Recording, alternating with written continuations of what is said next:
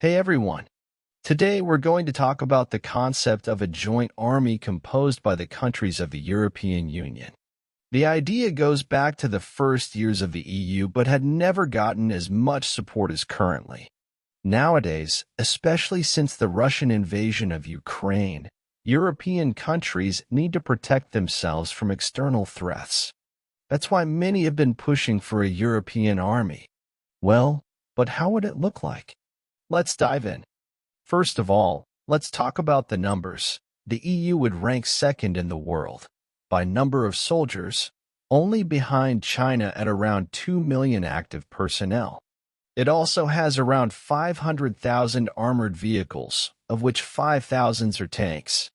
Europe's navy would have about 120 large surface combatants and 65 submarines. And lastly, a European Air Force could deploy just about 8,500 aircrafts. Next, let's dive into the best features of an European army. It surely would have great tanks such as the Leopard 2, the Leclerc XLR, and the KF-51 Panther. They would also be supported by incredible armored vehicles like the Italian Centauro 2, Germany's Lynx KF-41, and Puma IFV and Sweden's CV-90. Other vehicles that stand out are the Patria AMV, the VTLM Lince, the VBCI-2, and the Boxer.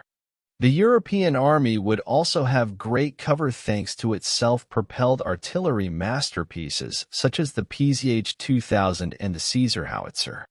Also, the variety of attack helicopter would help greatly. The EU could deploy both the Augusta A129 and the Eurocopter Tiger, which are both world-class level.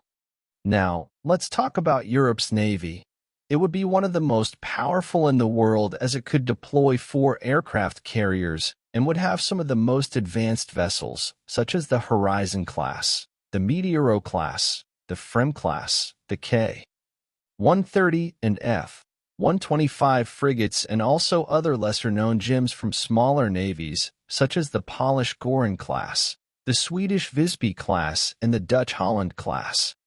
Lastly, the European military would greatly benefit from its variety of air support options. It could deploy the F-35, the F-16, the Eurofighter Typhoon, the JAS-39 Gripen, and the Dassault Rafale, which would make Europe's arsenal one of the deadliest in the world. While the joint European army is just a concept for now, there has been some progress. For example, the 414 Tank Battalion, the Franco-German Brigade, and the EU Battle Group. Also, many European countries have worked together in the past to create new technologies, such as the Eurofighter Typhoon and the Frem frigates, thanks to its great defense industries such as Leonardo, Rheinmetall, Airbus, and BAE Systems.